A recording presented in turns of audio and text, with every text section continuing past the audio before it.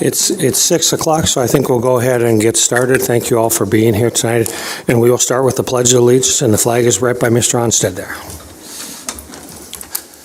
I pledge allegiance to the flag of the United States of America and to the republic for which it stands, one nation, under God, indivisible, with liberty and justice for all.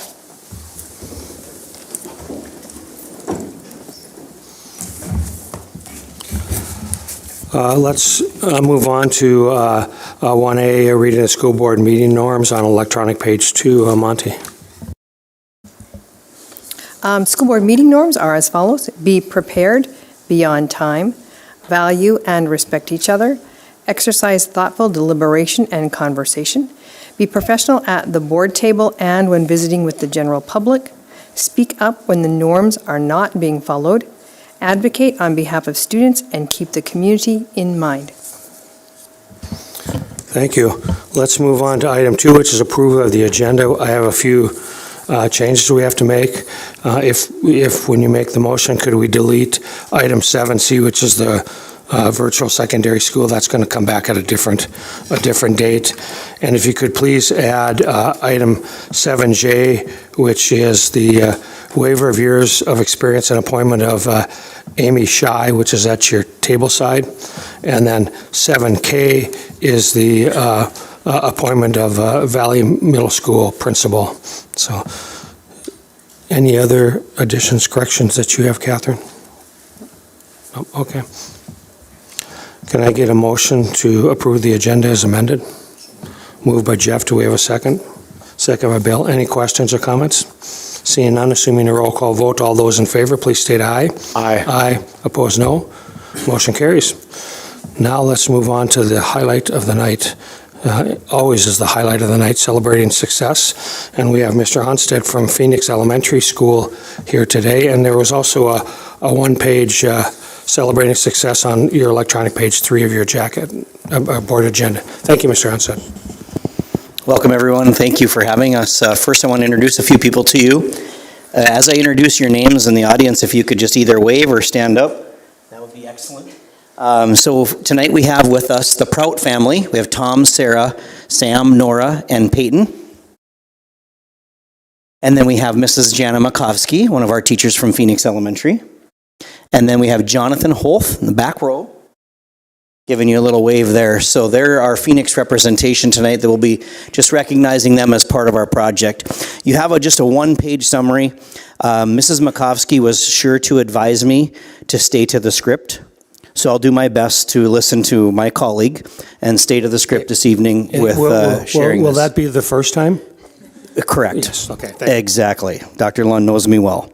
How many of you have been by 4th Avenue South across from not University, United Lutheran? How many have been by the new playground and you've seen, okay, have any of you had either your children or grandchildren take part in that new, Bill Palmasino has?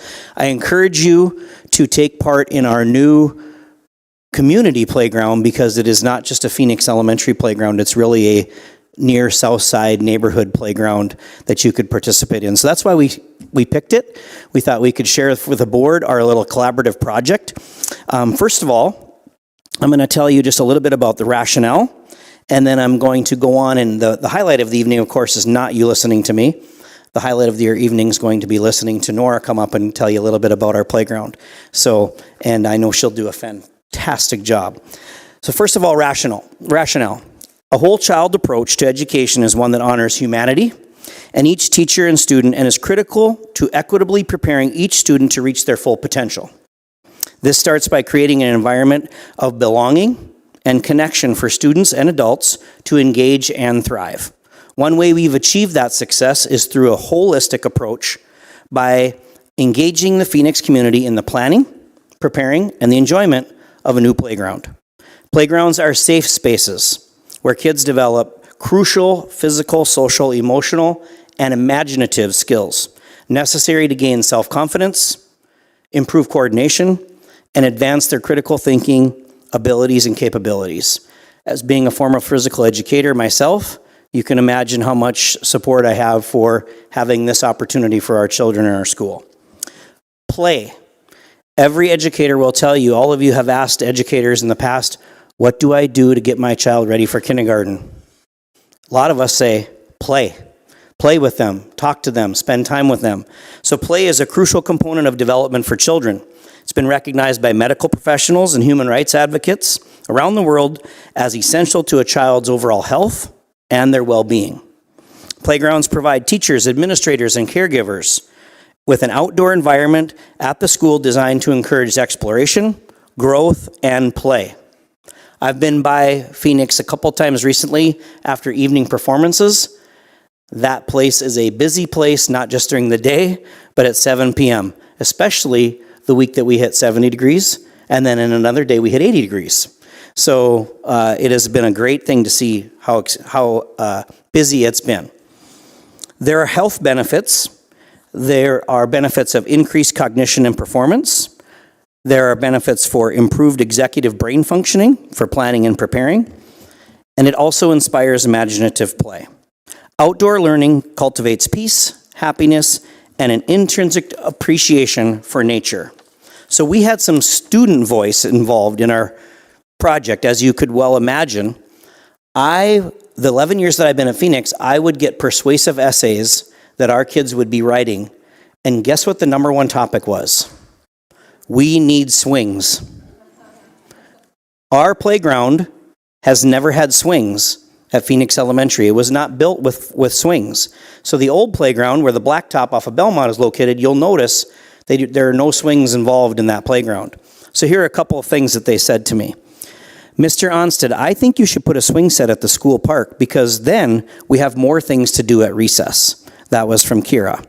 Another student mentioned, I would love an improvement on the playground, which is to add a swing set.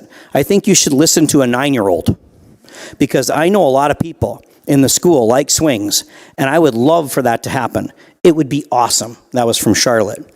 And then one of my personal favorites from Blaze, and he's now a middle schooler, so I need to go visit him in middle school and tell him I quoted him. I want you to add swings because they are fun, and most kids like swings. If you add swings to the playground, you would be the best principal. I really like our playground already, but it could even be better, so you really need to add swings. So I got to go see Blaze and make sure he knows that now he has to call me the best principal. You should listen to me because kids matter. You should listen to me because kids matter. And I want to enjoy and be proud of my school. And when the children are outside, we just want to have fun on a swing. That was from Destiny. So I'm going to highlight very quickly some of the key players and collaborators that were involved in this project. So first of all, Mr. Jonathan Holth. Mr. Holth was a Phoenix parent of ours, and he was at the time working for JLG Architects. And JLG Architects provided probably thousands of dollars of in-kind support and in-kind employee assistance by providing an architect, Fawn Barron Smith, and some of their planning team to help us get this project going, keep it moving, and get it over the finish line. With COVID involved and some other things involved during this process of planning, we ran into a few hiccups, and Jonathan, I remember vividly a conversation I had with him. He said, we're going to get this over the finish line. I guarantee it. And then we wouldn't have been able to do that without JLG. So let's give them a hand, please. Also, the city of Grand Forks.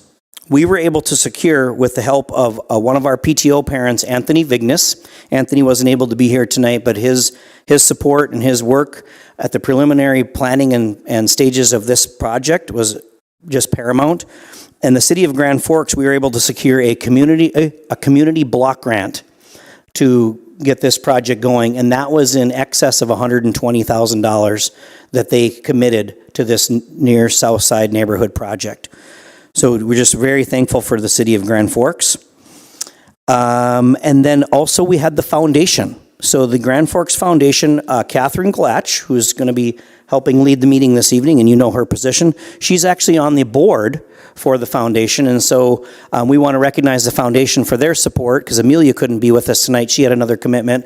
And we were able to receive an impact grant from the foundation to also help us with the preliminary pieces of the project. So all of those were great pieces of this project. without further ado, I know you want to listen to Miss Nora come up and speak to you about her favorite things about the Phoenix Playground.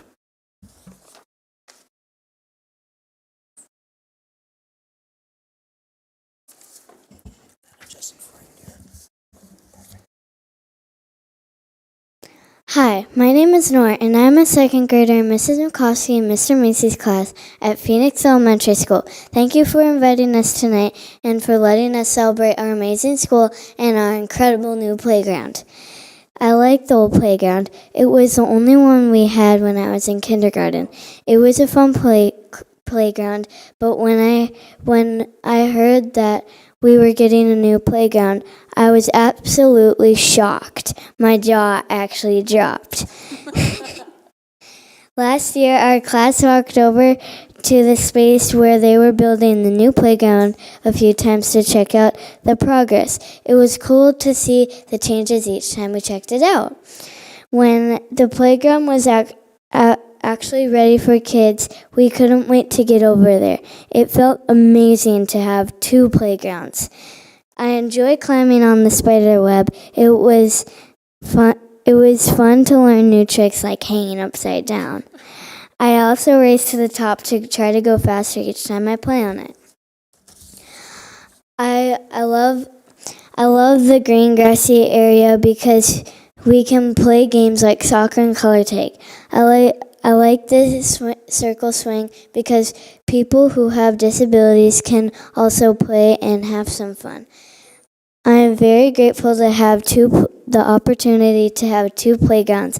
I look forward to recess and playing with my friends every day. Thank you for letting me tell you why I love our new playground so much.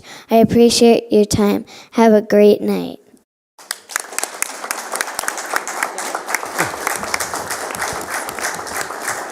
Nora, thank you. Thank you so much. Stay up there, Nora. Thank you so much. To Mom and Dad, just so you know, there were some people taking pictures up here that if you give Mr. Onstead your cell phone, we can probably get them to you. So I'll open it up. I know the Proud family is in kind of a hurry. They've got an orchestra event to get to. But we've got time for a few questions, I think. Go ahead, Dave. Thank you so much for sharing. I just have one question. Can your principal hang upside down? Yeah. I'll have to try it now. It causes hair loss, though, I'm sorry to tell you. So, other questions or comments? Go ahead, Monty. Nora, you did a terrific job. Thank you very much for presenting to us. Thank you. Any other questions? Oh, I thought somebody did over there. Sorry. Well, if not, we will let you go to the orchestra. And thanks to Mrs. Makovsky for putting together our script. Nice job. Thank you.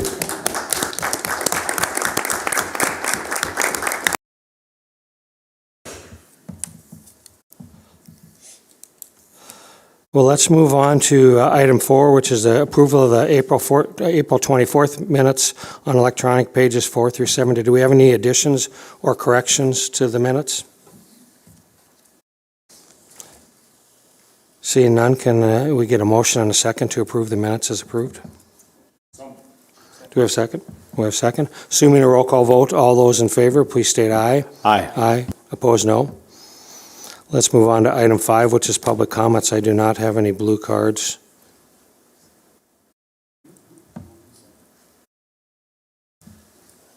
Oh, we were trying to figure out who motioned and seconded?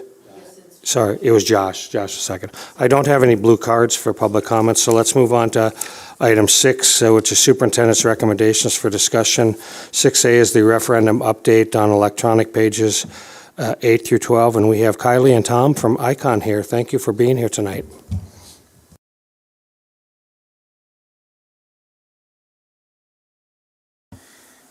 Good evening.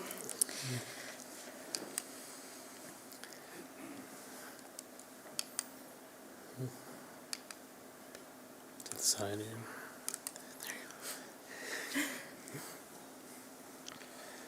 So we have just 4 slides of updates from the last couple weeks of new materials that have gone out. This first one is just a short compilation of videos. I don't know if you've seen the district's Facebook page, but there have been some that have gone out in the last week, and they are PTO and Booster Club members just giving information about to find information about the referendum and reminding people of the vote date. Oh, we need some sound.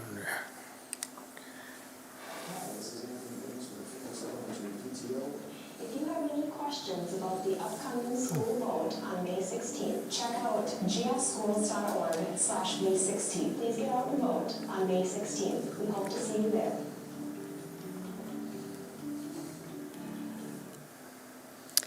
I can't tell you exactly how many individual videos there are, but there's enough I think they'll be posting almost twice a day from now until May 16th. And then this was also a graphic that was posted on the district's Facebook page, letting citizens know that they can actually fill out an absentee ballot in person at the county office building right now up until May 15th. And this is the backside of the latest postcard that has gone out, and it includes the information for the final public meeting this Thursday at 6 o'clock at Central's Theater. And that is all. Any questions or comments? Any clarifying questions or comments from board members? Go ahead, Amber. I got my postcard in the mail today, so I think they're on time, and I think it's been a great staggered campaign to at least just help folks understand how to vote and where to vote, and so definitely not for lack of communicating, so thank you. Thank you. Go ahead, Catherine. Yeah, Mr. Baumbach, I would like you to share with the school board the conversation you had with the citizen who stopped by, just to clarify how residents can calculate their accurate tax impact. Yeah, so as you're aware, you can go down to the county building and cast your vote even today, or you can continue to complete any absentee ballot as long as it's postmarked before the 16th, as in on the 15th or earlier.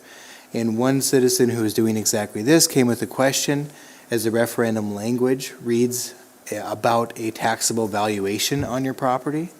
And this is different than a true and full taxable value on your tax, what's the word? Statement. Thank you. And this is all explained very well on our website, and just parses out the difference and where you can find both of those numerical values on your tax statement, and you can plug them into a calculator and get the exact same calculation, and which would be the accurate reflection of what the increased cost or tax impact would be on your personal property. There is a distinction between a taxable valuation that's written within the referendum question and the true and full tax value that's on your tax statement. And so it's a nuance, and I'd be happy and welcome anybody with any questions about that to go through that and specifically walk anyone through that calculator, just so they're aware as they cast their own ballot. Probably the second most common question I get at Hugo's behind do you know where the frozen carrots are, is that same issue. People are confused about that, and I've just been referring them to the website, because the school district website actually does a pretty good job explaining that. But it's a very common question. Any other board member comments or questions for our friends from ICON? Go ahead, Cynthia. Do you know if you're still posting, or maybe that's a school question, frequently asked questions? Do you know if that's still being updated? Just this week, we added a question to the list of frequently asked questions, and Tracy Jentz added that to the website. So as they come in, as Dr. Brenner or other members hear a question that hasn't been asked before, it's getting added to the list. So the question, what do safety and security upgrades entail, said more information will be shared soon for the duration of the time, so I don't know if that has been looked at. Yeah, Or- there's additional information on the website that deals specifically with security and safety, and including some diagrammatic drawings and what the intent of that is. So we could just maybe include a link or something within that answer to get them to that information. Yeah, I think that would be good, or just redirect them to Yeah. that, like you Yep. just did me. Because I missed it. And that is something that that's a good I've been point. answering about safety and security. Yeah, that's a good point. We can get that updated or redirected to the content. That'd be easy enough. Other questions, comments? Thank you both for being here, really appreciate it. You have a good evening. Quick update. Thanks, everybody. Thank you. Let's move on to item 7, which is superintendent's recommendations for action. 7A is consent agenda on electronic pages 13 through 20. Do I have a motion and a second for the consent agenda? Motion to approve. Motion by Cynthia, second by Joel. Assuming a roll call vote, all those in favor, please state aye. Aye. Opposed, no. Motion carries. Let's move on to 7B, which is early childhood special education curriculum adoption. It's on electronic pages 21 through 24. Catherine. Yes, thank you, Dr. Lunn. In place of Dr. Lewis tonight, I'd like to present to you the Early Childhood Special Education Curriculum Adoption Memo. As he mentioned, is on page 21. A couple of highlights from this memo. If you recall last meeting, there was a thorough presentation provided to you by ECSE representatives. We have a couple of them in the audience tonight. But it is with delight that Dr. Lewis brings you the recommended adoption of Learning Without Tears for our Grand Forks Public Schools Early Childhood Special Education, or ECSE, programming. The review of the curricular resources was led by Dr. Alyssa Dietrich, Executive Director of Special Education. The curriculum resource selection process involved multiple stakeholders, including ECSE teachers, process facilitators and coaches, members of the curriculum and instruction team, as well as Mrs. Amy Barch, Chief Academic Officer. Selection process included defining priority standards, the creation of a crosswalk with a potential ECSE pilot curriculum and the defined ECSE priority standards, consultation with and input gathering from ECSE teachers, pilot of Learning Without Tears by ECSE teachers. And below are the components of Learning Without Tears. I promise I'm not going to read you the entire memo. Traditional teacher materials, online digital teacher materials, student workbooks, online digital student resources and activities, intervention supports, reteaching supports, and assessments. There are some highlights there about the overview process itself and some of the things that really stuck out to the committee. As far as evidence goes, to ensure that it targets all priority standards in both the Grand Forks Public Schools and the state of North Dakota. It's comprehensive and provides a scope and sequence as well as pacing guides, which are really important to maintaining the integrity of the learning process. There are both online and digital materials available, as we mentioned before. From an evidence perspective, there is a multisensory approach to learning incorporated here. Hands-on activities spark the imagination and curiosity of learners to get them highly engaged, and individual learning needs of special populations are considered. From diversity and representation, this company works hard to remove biases, generalizations, stereotypes, and misrepresentations. They focus on meeting diverse learning needs through play, and in their company purpose statements, they talk about being change agents that promote, embrace, and celebrate diversity of colleagues, customers, and students. The materials are also flexible to allow for individualized learning needs, as mentioned before. From an assessment standpoint, it uses a variety of assessment tools, from questions, observations, checklists, and identification activities. They are aligned directly with the type of instruction that is being embedded at the time. So those assessments can take place daily, weekly, or less regularly than that. So in summary, on page 23, you can see that the curricular resource is aligned with the North Dakota State Standards and the Grand Forks Public School Standards. The resource provides a comprehensive scope and sequence for learning for preschool age students. The resource has suggestions for adaptations and accommodations. Diverse linguistic learning needs for students are considered. The resource includes daily, weekly, and periodic assessments, and it uses multiple means to assess student learning. So the administrative recommendation is to approve the adoption of Learning Without Tears as the GFPS curricular resource. As a reminder, not listed in the memo, the price tag on this is $19,223. That can be paid for out of ESSER dollars as for a one-time cost, and then there will be some recurring consumable materials that will be in the general fund budget afterwards. I will do my best to entertain questions at this time, or more importantly, the fine people in the audience would do so. Clarifying questions or comments from board members? Go ahead, Monty. Thank you. I went online and looked at the Learning Without Tears material. I was not familiar with that. Looks really, really good, but I just don't know, like, this isn't a question of well, where's that used? Like, it's not used at Head Start, so where do we use that? I think it's great, don't get me wrong, but I just don't understand where it's used. That's my question. Would you two like to come up and educate us? It's my way to get you to the podium. Thank you for being here, and thank you for answering this question. Absolutely, we're happy to be here. So this curriculum would be used with our early childhood special education, separate from the Head Start classrooms. Specifically, this is the Learning Without Tears Get Set for School. So it's separate than the Learning Without Tears that really focuses on handwriting in the grades K through 3. This is specific Get Set to School for ECSE. And that would be 3 through 5, ages 3 through 5 in your ECSE, yes. Does that answer your question, Monty? It does, ladies. Thank you very much. I just was kind of, because I knew that wasn't the material that they used at Head Start, and I'm not as familiar with our early childhood programs. So thank you very much. I appreciate it. Thank you. Other clarifying questions or comments? Go ahead, Cynthia. I think you said this last time. So in the past, there was no curriculum. Is that correct? That's correct. Thank you. Could I rephrase that? Well, there was curriculum. It was just individualized by teacher. There wasn't a common curriculum. I mean, they had curriculum, but yeah. Okay. Go ahead, Amber. Catherine, can you clarify with the ESSER dollars? Like, do we have a pot set aside for like academic catch-up or academic programs, and then we can pull from that as we see fit? I guess I originally thought like we had a deadline of submitting, here's the programs we wanted to use it for, and so maybe this one was on the docket, but can you clarify how we can still spend those dollars? Yes, I can give a brief overview on that. So it's a little bit of both and. So we do have our dollars earmarked for certain expenditures, but improving the curriculum as described tonight was one of those expenditures that we planned ahead for. The dollars have to be expended by fall of 2024. And so, yeah, we have a variety of interventions in place, personnel in place, curricular resources.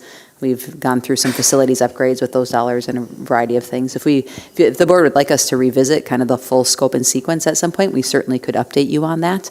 But we are paying attention to every dime, I will assure you.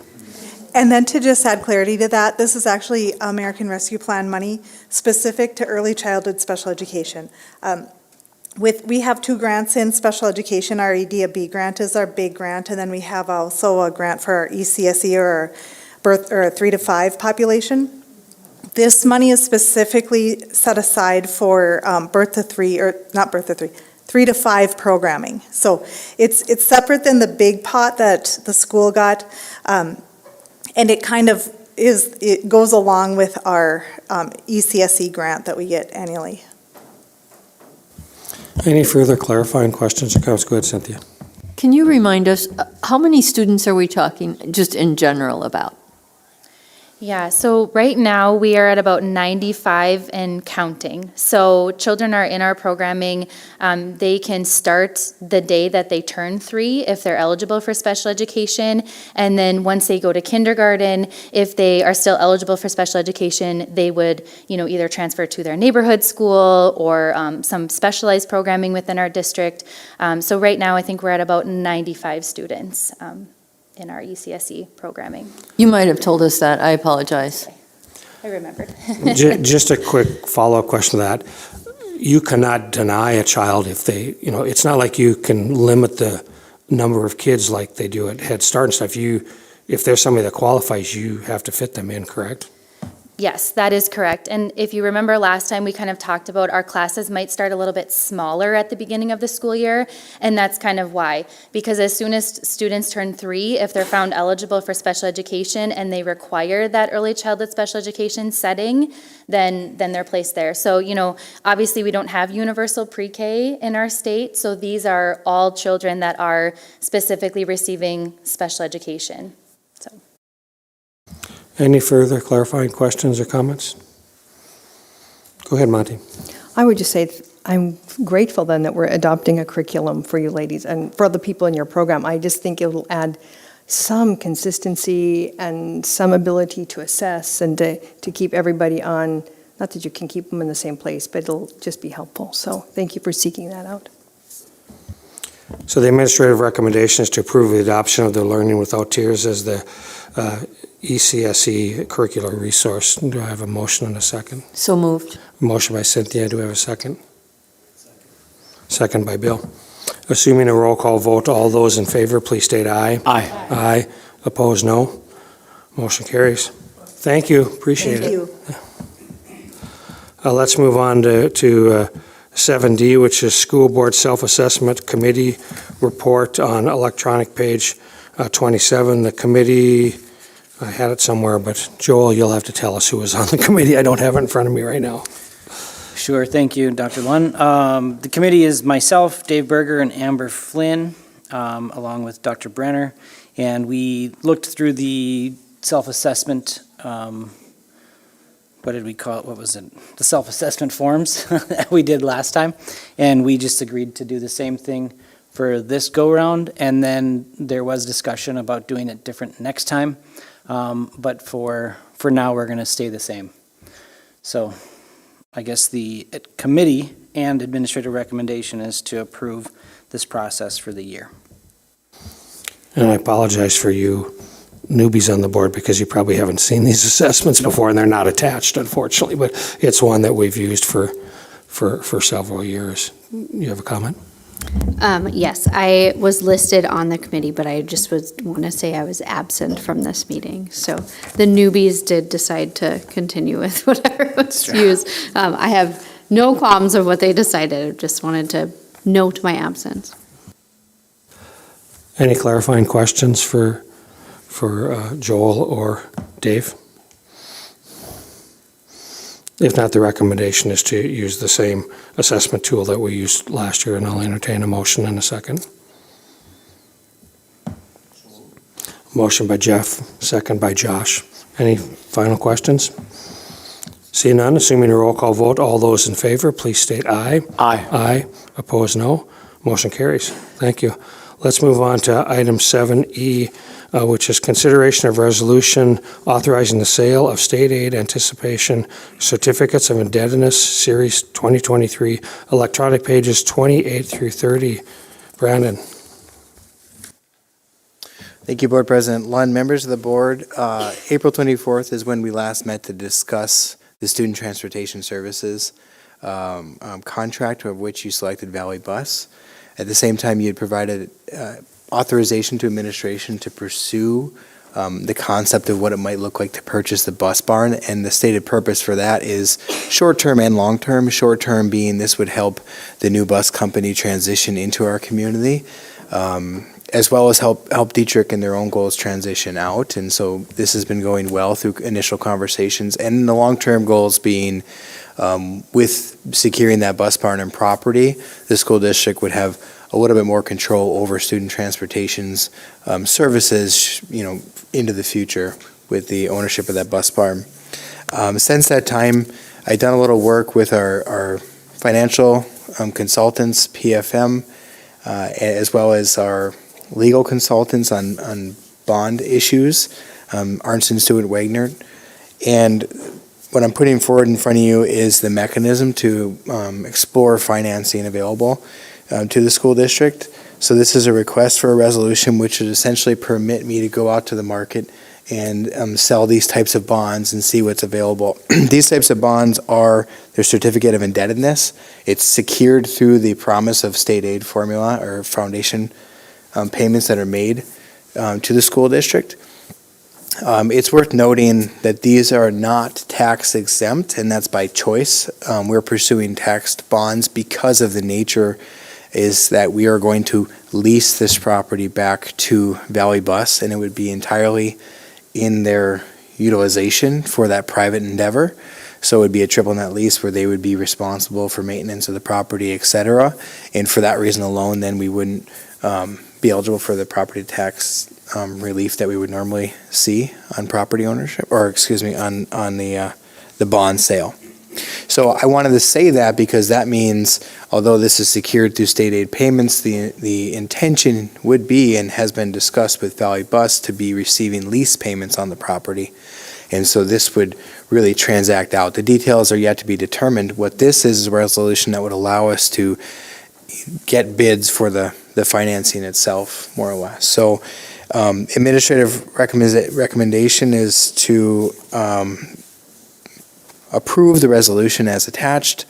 We could seek the bids and bring those back to the board for final approval at that time, where we'd have a lot more detail on the contract with Valley Bus, on this transaction, as well as the actual lease contract. Clarifying questions or comments? Go ahead, Amber. So if I heard you correctly, that way allows us to keep a property and land putting money towards property taxes, correct? So what I was talking about tax exempt, I was talking simply to the financing mechanism. Okay. So the building and the land then would still be tax exempt for property tax purposes? And further have a question into the attorney, where Okay. I had gotten a response to say that is the case, Yeah. but I wanted to double check to make sure that we understood all of that. Okay. Again, it would be a triple net lease, whereas if there was a property tax incurred, that would be passed through on the lease. Sure. Okay, thank you. Other clarifying questions or comments? If not, I would entertain a motion and a second to approve this resolution. Moved by Dave. Do we have a second? Second by Cynthia. Assuming a roll call vote, all those in favor, please state aye. Aye. Aye. Opposed, no. Motion carries. Thank you. Let's move on to item F. The next five are waiver of years of experience. The first one is for, it's either Lorelei or Loralee Buenaventura on electronic page 31. Catherine. Thank you, Dr. Lunn. I will read through the majority of the first memo, and the rest of the ensuing memos are very similar in verbiage, so we can fast forward that process a little bit. So you can see on page 31, there is a request for a waiver of years of experience and appointment of Loralee Buenaventura. Loralee Buenaventura has been offered the position of special education teacher at Schrader Middle School effective July 1st, 2023. Is a hard-to-fill position. The school board, per the teacher negotiated agreement, may allow more years of experience to be brought into the district with an external applicant, and the negotiated agreement language is below. Given the aforementioned, the administrative recommendation is to allow 15 years of experience to be brought into the district by Loralee Buenaventura and to approve her teacher appointment. She would be placed at $57,682, which is BA plus 15, step 16. Clarifying questions for Catherine? Go ahead. I just wanted to make a note. One of the items that we have tentatively negotiated with GFEA is to extend years of experience to 15 years. So while the current allows us, or the current policy allows us to approve above 11, if that were approved by the board and ratified by GFEA, this 15 years would be similar to what we'd be experiencing in the future. So just wanted to note that. Go ahead. While we're on that line, it's my assumption, and correct me if I'm wrong, that all of these, when we're talking about which lane and step, these numbers may change as the new agreement comes into being. So we're just aware that we're really focusing on the BA plus 15 and the step 16, assuming something gets ratified by both sides, would change the number. You are correct. They will change. Go ahead, Cynthia.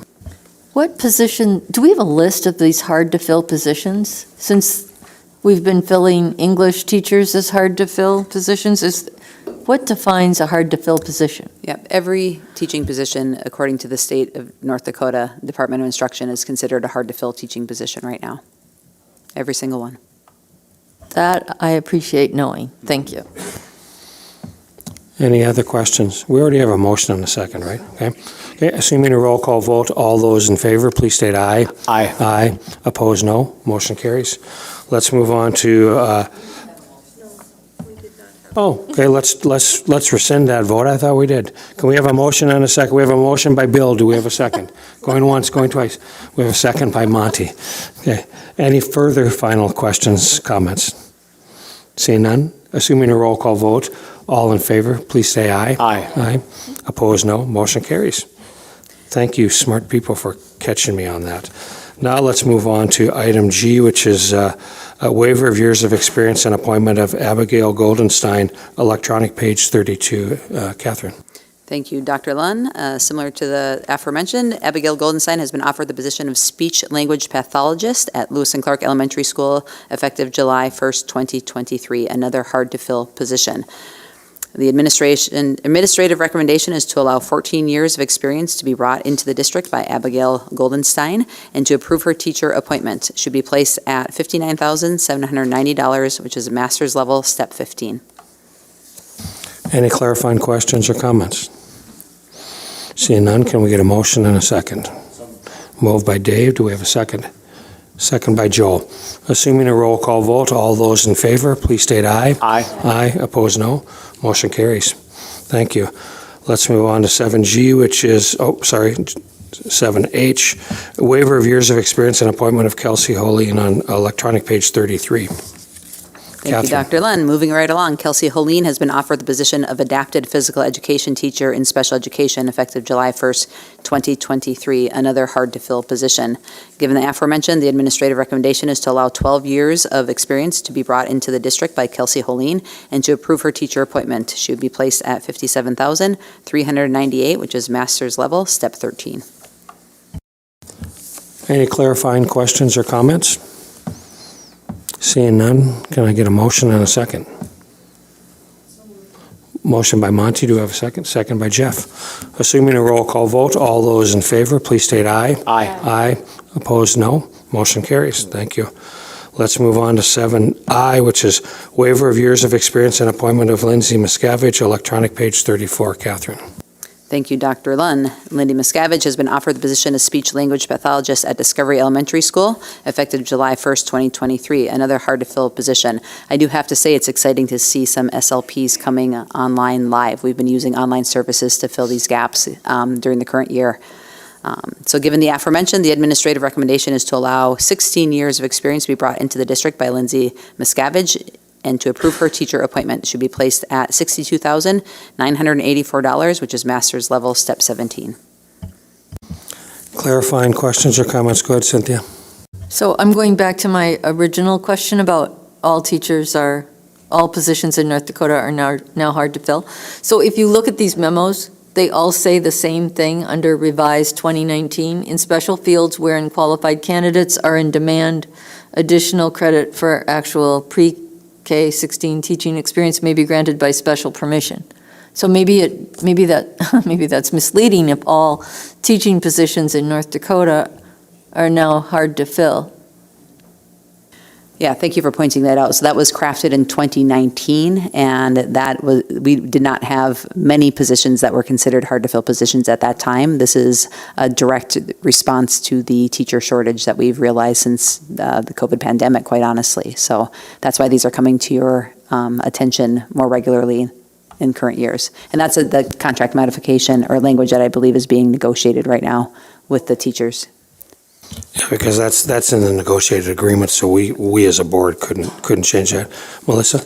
And maybe Brandon will be able to answer this best, but another thing that's tentatively been agreed to with these SLPs, that they could possibly, when everything is ratified, actually move over a lane as well, correct? Okay.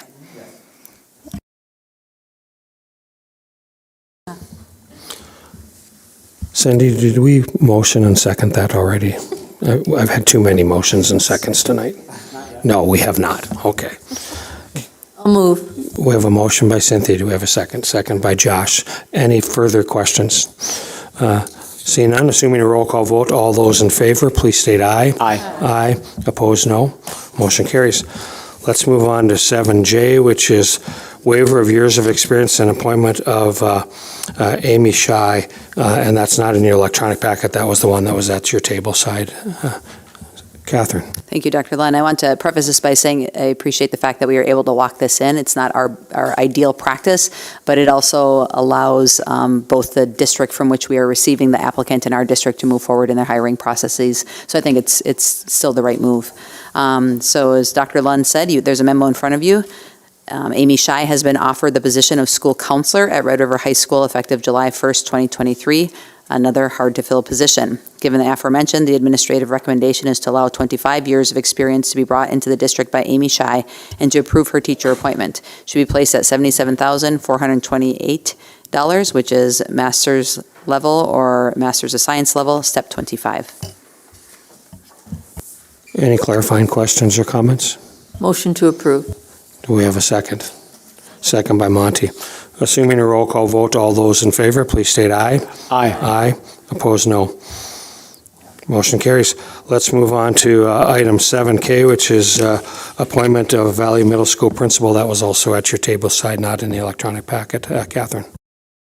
Thank you, Dr. Lund. So I'm pleased to recommend Mr. Theodore, who goes by Tad Shy, as Valley Middle School's new principal beginning July 1st, 2023. Mr. Shy has served as an associate high school principal in Dickinson, North Dakota since 2018 and worked 12 years prior as the elementary school principal in Malta, Montana. Mr. Shy has experience in teaching middle and high school students, as well as teaching summer credit recovery programming to students requiring intensive social, emotional, and educational services. Mr. Shy earned a Bachelor of Arts degrees in both mathematics and history from Jamestown College, North Dakota. His K-12 principal credential from Montana State University Northern. He also has extensive knowledge and experience implementing positive behavior intervention systems, response to intervention structures, professional learning communities, day treatment programming, Title I interventions, instituting Marzano's teacher growth and evaluation model, and co-leading his building in the high reliability schools levels 1 through 3 certification processes. His resume is attached to the memo for your review. The interview team was led by me. It included 7 Valley Middle School staff. It also included building and district level administration. 1 internal and 2 external candidates were interviewed, and Mr. Shy emerged as a candidate of choice as his experiences aligned directly with Valley Middle School's articulated needs and goals. The administrative recommendation is to hire Mr. Theodore Shy as Valley Middle School's principal for the 2023-2024 school year at experience base level 13, which is $137,184, school factor of $2,500, education factor of master's plus 15, $1,500 for a grand total of $141,184.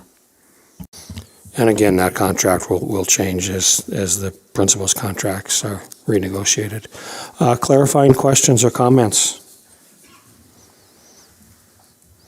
Seeing none, can we get a motion and a second to approve that contract? Motion by Dave, do we have a second? Second by Joel. Assuming a roll call, all those in favor, please state aye. Aye. Aye. Opposed, no. Motion carries. Thank you. Let's move on to item 8A, announcements. Catherine? I have none at this time. Melissa? Brandon? Is a referendum coming? Okay. I only mention this because I know you can go out, you can vote, but if you want to bring a cup of coffee, you're welcome to, because I'll be there all day, just in case. And remember, as a school board member, you're not an employee, so you aren't restricted to what you say to people when you talk about the referendum. So, I have one. I thought you said, Brandon, if we're to bring a cup of coffee, bring 2. Is that right? 1 for each of us? I just wanted to... That's great, and if you're counting, that's a lot of cups of coffee for me. That's extra. I don't drink coffee, so I'll bring 2 for you. So, 8B is board requests for future consideration. Do we have any requests for future consideration? Go ahead, Cynthia. I'd like to hear a little bit about this Phoenix traffic safety study, because it's been in the paper a few times. It's being conducted by the city, and one of the articles said there was a first public input meeting to be held in May. the Phoenix Traffic Safety Study, please. We'll put that on the list. Other requests? Go ahead, Jeff. Monday, May 8th to Friday, May 12th is Teacher Appreciation Week. I think with the recent actions of the Teacher Negotiation Committee, we have shown that we appreciate them and we support them. And personally, I'd like to thank them and from the whole board. Thanks to all the teachers.